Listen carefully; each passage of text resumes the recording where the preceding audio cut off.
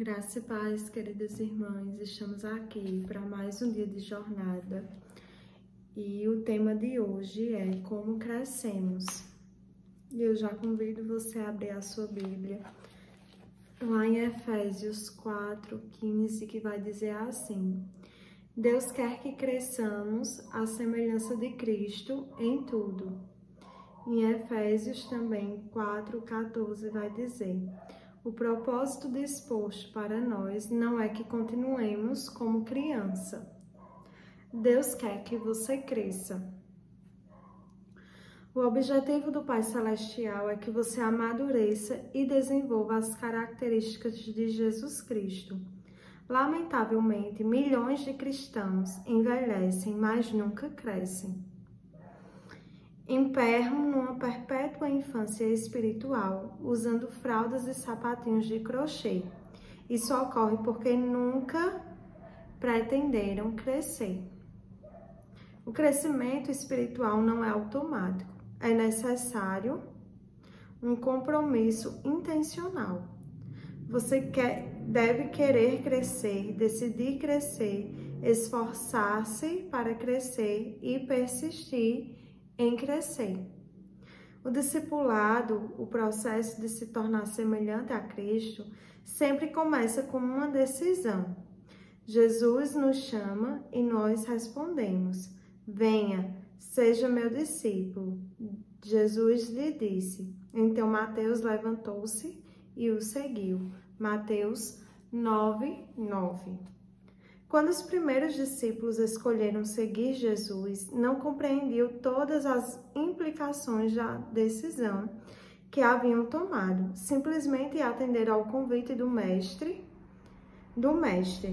Isto é tudo que você precisa começar. Decidir tornar-se um discípulo. Nada influencia mais na sua vida que os compromissos que você escolhe assumir.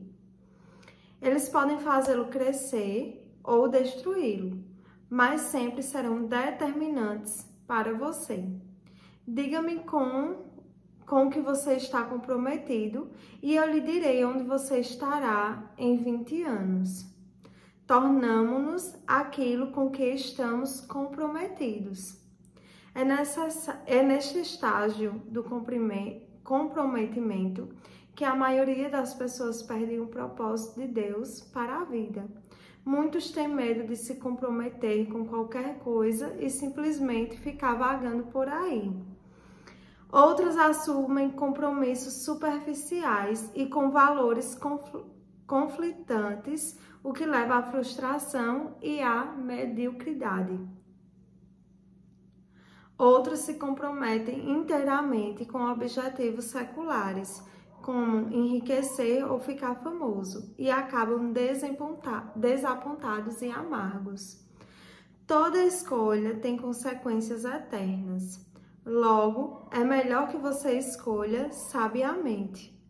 Pedro adverte: já que tudo ao nosso redor se derreterá, que vida santa e piedosa devemos viver. 2 Pedro 3:11. Em primeiro lugar, a parte de Deus e nossa parte. Tornar-se semelhante a Cristo é o resultado de escolhas em conformidade com Ele, na dependência do Espírito Santo para consumá-las. Uma vez que tenha decidido seriamente se tornar semelhante a Cristo, você deve começar a agir de maneira diferente. Precisará se livrar de alguns procedimentos antigos, desenvolver novos hábitos e intencionalmente mudar um modo de pensar. Esteja certo de que o Espírito Santo ajudará nessas mudanças. A Bíblia diz: ponham em ação a salvação de vocês, com temor e tremor, pois é Deus quem efetua em vocês tanto querer como realizar, de acordo com a boa vontade dele. Filipenses 2:12, a parte B, e o verso 13. Esse versículo mostra as duas partes do crescimento espiritual: pôr em ação e efetuar. A primeira é nossa responsabilidade, a segunda é o papel de Deus. O crescimento espiritual é um esforço de cooperação entre você e o Espírito Santo. O Espírito de Deus trabalha conosco, não apenas em nós. Esse versículo, direcionado aos cristãos, não se refere à salvação, mas ao crescimento na fé. Ele não aconselha empenho pela salvação, porque você não pode acrescentar nada ao que Jesus já realizou. Quando põe em ação o corpo, você exercita para desenvolvê-lo, não para conseguir um corpo. Quando sua mente é posta em ação para resolver um quebra-cabeça, você já possui todas as peças, sua tarefa é juntá-las. Fazendeiros agem sobre a terra não para obter terra, mas para desenvolver o que já possui. Deus deu a você uma nova vida e agora é responsabilidade sua desenvolvê-la com temor e tremor. Isso significa levar seu crescimento espiritual a sério. Quando alguém se mostra negligente com o crescimento espiritual, isso demonstra que ele não entendeu as implicações eternas desse ato, como vimos nos capítulos 4 e 5. Em segundo lugar, reprogramando o piloto automático. Para mudar a vida, você deve mudar o modo de pensar. Por trás de tudo que você faz, há um pensamento. Todo comportamento é motivado por uma crença e toda ação é induzida por uma atitude. Deus revelou isso milhares de anos antes de os psicólogos chegarem à mesma conclusão. Tenha cuidado com o que você pensa, pois a sua vida é dirigida pelos seus pensamentos. Provérbios 4, 23. Imagine-se viajando de lancha num lago com um piloto automático ajustado para o leste. Se você decidir dar a volta e rumar para o oeste, há duas formas possíveis de mudar a direção do barco. A primeira é agarrar a roda do leme e forçá-la manualmente a virar para o lado oposto do que está programado no piloto automático. Com total autocontrole, você poderá dominar o piloto automático, mas sentiria constante resistência. Seus braços acabariam por se cansar do esforço e soltaria a roda do leme, e a lancha instantaneamente voltaria a rumar para leste conforme o programado. É isso que acontece quando você tenta mudar de vida pelo autocontrole. Você diz: vou me esforçar para comer menos, fazer mais exercícios, deixar de me atrasar e de ser desorganizado. Sim, o autocontrole pode produzir mudanças no curto prazo, mas cria uma constante pressão interna, já que você não tratou a raiz do problema. A mudança não é natural, então você acaba por desistir, abandona a dieta, deixa de se exercitar e rapidamente retorna aos antigos padrões. A segunda maneira é mais rápida e fácil. Altere o ajuste do piloto automático, sua forma de pensar. A Bíblia diz: permita que Deus o transforme em uma nova pessoa, mudando a maneira de você pensar. Romanos 12, 2, a parte B. O primeiro passo em direção ao crescimento espiritual é mudar o modo de pensar. Toda mudança deve sempre ocorrer primeiro na mente. O modo de pensar determina o modo de sentir e o modo de sentir influencia a maneira de agir. Paulo diz: deve haver uma renovação espiritual de seus pensamentos e atitudes. Efésios 4, 23. Para ser semelhante a Cristo, você precisa desenvolver a mente de Cristo. O Novo Testamento chama essa mudança mental arrependimento, que no original grego quer dizer literalmente mudar de ideia. Você se arrepende sempre que muda a maneira de pensar, ao adotar o mesmo modo de pensar de Deus. Sobre você mesmo, sobre o pecado, sobre Deus, sobre as outras pessoas, sobre a vida, sobre seu futuro e sobre tudo mais. Você assume a perspectiva e o enfoque de Cristo. Recebemos a seguinte ordem: pense da mesma maneira que Cristo pensa. Filipenses 2:5. Esse processo consiste em duas etapas. O primeiro estágio dessa alteração mental é deixar de ter pensamentos imaturos que são egocêntricos e egoístas. A Bíblia diz: irmãos, deixem de pensar como crianças. Com respeito ao mal, sejam crianças, mas quanto ao modo de pensar, sejam adultos. 1 Coríntios 14:20. Os bebês são, por natureza, egoístas. Só pensam em si mesmos e em suas necessidades. São incapazes de dar, só conseguem receber. Isso é um modo imaturo de pensar. Infelizmente, muitas pessoas jamais vão além desse tipo de pensamento. A Bíblia diz que o pensamento egoísta é a fonte do comportamento pecaminoso. O que vivem segundo a própria natureza pecaminosa só pensam nas coisas que essa natureza pecaminosa deseja. Romanos 8:5.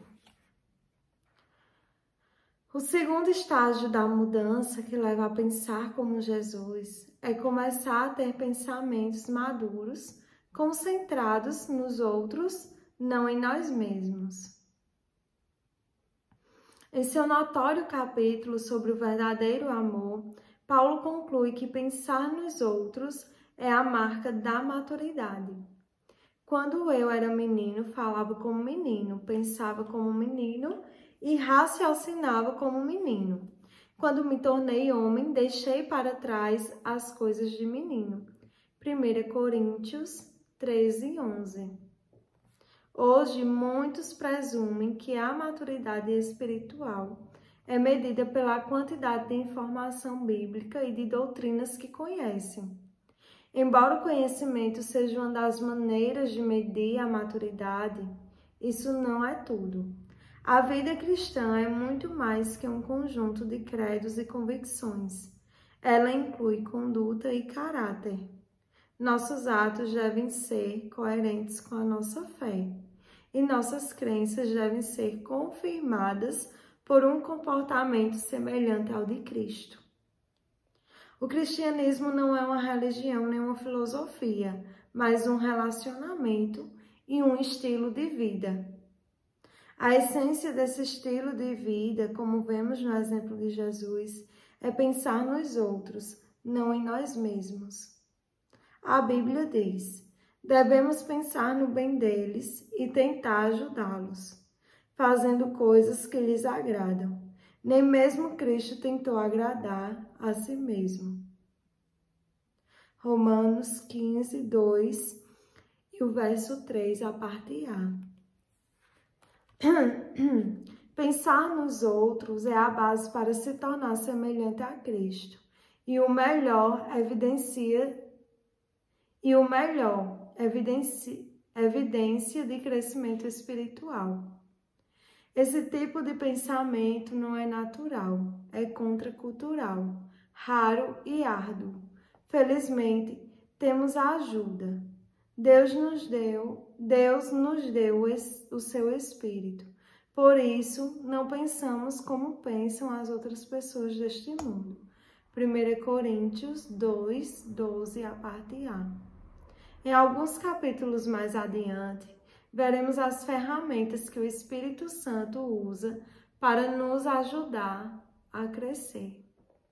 Amém? E que palavra maravilhosa, né? Onde o Senhor fala tão grandemente, poderosamente aos nossos corações, que devemos crescer. E cita até um texto quando o apóstolo Paulo fala: quando eu era menino, eu pensava como um menino. Então, na nossa caminhada como cristãos, nós temos que crescer. Assim que nos convertemos, somos novos convertidos, e claro que a gente não tem uma maturidade como o passar do tempo, né? Então, Paulo vai tratar assim como uma criancinha, aqueles que são novos convertidos e precisa do quê? Do leite. Só que uma criança, ela vai passar a vida toda tomando leite? Não. Porque vai chegar um momento em que o leite não vai mais surtir efeito para aquela criança. Ela vai precisar de outros alimentos que contêm outros nutrientes.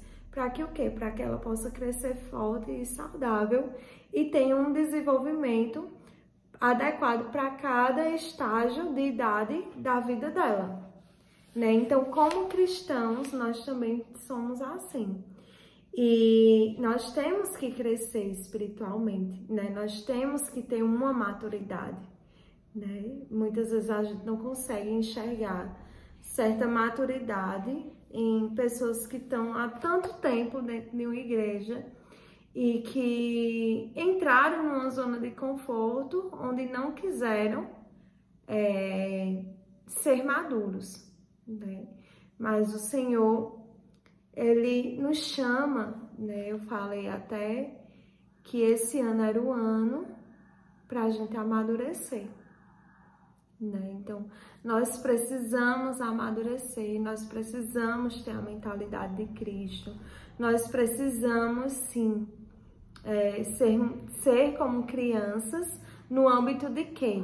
De dependência, né? Precisamos depender do Senhor, ter a inocência de uma criança, um coração puro, mas o quê? Em termos da vida espiritual, como foi tratado hoje, é necessário que nós o quê? Cresçamos, né? Precisamos crescer, precisamos amadurecer, precisamos de uma comida mais sólida, porque o leite puro já não serve mais para nós. Então, que o Senhor aplique essa palavra, né, nos nossos corações e que possamos ter esse nível de crescimento para o qual o Senhor espera da gente, né? Que nós venhamos a atingir essa maturidade que o Senhor nos propôs viver, né? Aqui nessa terra e como cristãos. Somos como crianças, né?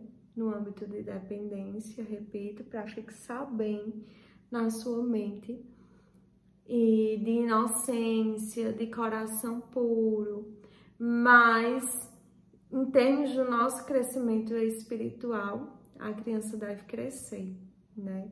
Ela deve desenvolver, ela deve amadurecer, né? E viver uma vida madura em Cristo. É isso que o Senhor espera de nós. Então, pensando sobre o meu propósito de vida, hoje é o 23º dia, o tema para a reflexão de hoje é: nunca é tarde demais para começar a crescer. Então, se você já tem, sei lá, muitos anos de igreja, mas que você tem percebido que o que, meu Deus, eu preciso amadurecer, eu preciso crescer, eu estou estagnado, Senhor, aqui nessa fase, mas eu tenho uma necessidade, Senhor, de crescer. E isso aconteceu comigo, né? Eu me converti em 2013 e ali eu tive um novo nascimento, né? Renunciei minha vida pecaminosa, recebi o meu batismo, né? E fui selada com o Espírito Santo, passei pela fase do leite, mas só em 2018 o Senhor começou a trabalhar a maturidade na minha vida. Ele começou a me desmamar, né? Era como se eu fosse uma criança sendo amamentada e agora eu estivesse entrando na introdução alimentar. Então, a partir de 2018, o Senhor me chama para um nível mais profundo. E ali eu comecei, né, na minha introdução. E esse ano o Senhor falou sobre uma maturidade que Ele espera de mim, né? Então, tá vendo que são processos que não é assim, pum, de repente, não. São processos que nós devemos desenvolver a cada passo, né? Uma criança, ela não vai andar, vai nascer andando, não. Ela passa por vários processos. Primeiro ela nasce bem molinha, aí depois ela vai, o corpo vai começando a ter sustentação, aí depois ela começa a sentar, aí o corpinho vai endurecendo, depois ela começa a engatinhar, para depois ela começar a andar, né? Do mesmo jeito é na nossa vida espiritual, né? Aí eu me converti e agora eu já estou pronta para tudo, não. Porque Deus vai formando o nosso caráter conforme a gente vai suportando e aguentando, né? Não é, pode ser de vez, senão a gente não aguenta. Senão a gente não aguenta não, a gente corre. Mas aí o Senhor tem a sua maneira de trabalhar e Ele vai trabalhando nas nossas vidas de pouquinho em pouquinho, né? Igual uma introduçãozinha alimentar mesmo. A criança sai do leite, aí ela toma um pouquinho do leite, mas ela começa a experimentar outros alimentos, né? E não pode ser alimentos inteiros, tem que ser. Então, cada etapa vai ter, cada etapa vai ter na sua adequação, né? Vai tendo os seus pedaços certos, a sua comida certa, os seus momentos certos, né? Então, existe um tempo para tudo, mas nós não podemos ser cristãos imaturos, porque ser cristão é como a gente viu aqui, não é uma religião, nem uma filosofia. Ser cristão é um estilo de vida e uma mudança de mentalidade. Então, foi para isso que o Senhor nos chamou, amém? E nunca é tarde para crescer. Se você ainda sente como uma criança, que você possa orar, né? E pedir ao Senhor que Ele lhe dê esse crescimento. Amém? E o versículo para a gente memorizar hoje é Romanos 12, 2, a parte B, que vai dizer: deixem que Deus os transforme por meio de uma completa mudança de mente de vocês. Assim, vocês conhecerão a vontade de Deus, isto é, aquilo que é bom, perfeito e agradável a Ele. E aqui está na versão NTLH, né? Então, a gente só vai conhecer a vontade de Deus, aquilo que é bom, perfeito e agradável, quando o quê? Quando nós tivermos a nossa mentalidade mudada, quando nós não venhamos mais pensar com a nossa mente, mas sim com a mente de Cristo. Então, nós vamos experimentar de tudo aquilo que é bom, perfeito e agradável. Amém? Perdão, gente. Tô cansada hoje. Hoje o dia foi bem puxadinho. Já é tarde, mas eu resolvi gravar, né? Ainda assim, a jornada de hoje. Porque eu acho que é muito importante esse momento aqui com vocês. Amém? E uma questão para a gente meditar é: em que área eu preciso parar de pensar do meu jeito e começar a pensar do jeito de Deus, né? Que área da minha vida eu ainda penso do meu jeito, né? Que possamos colocar diante do Senhor. Às vezes estamos insensíveis, né? Então, que você possa, né, meditar nessa questão. E qual a área que eu preciso, Senhor? Me dá uma clareza, Pai, me mostra. Que área, Senhor, da minha vida eu preciso pensar como o Senhor? Porque eu ainda penso do meu jeito. Qual é essa área, Senhor, que eu perdi a sensibilidade de pensar da Tua forma? Que o Senhor venha me ajudar, que o Senhor venha me dar clareza, para que eu comece a pensar do Teu jeito e da Tua maneira, né? Então, que venhamos orar e perguntar ao Senhor qual área das nossas vidas nós ainda precisamos, né, entregar a Ele. Né? Que o Senhor, Ele responda, né, as nossas orações nesse âmbito, nos dê clareza e que possamos pensar como Ele pensaria, que possamos agir como Ele agiria, né? Porque assim nós estamos conhecendo a vontade de Deus, que é tudo aquilo que é bom, agradável e perfeito. E isso é maravilhoso, né? Que possamos provar de tudo aquilo que vem do Senhor e sermos transformados, né? Que a nossa mente, ela venha estar cativa ao Senhor e que venhamos pensar do modo dele, que a nossa mente passe por essa mudança. Amém?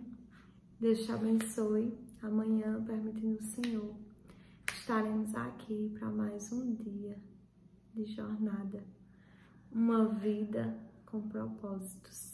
Deus te abençoe.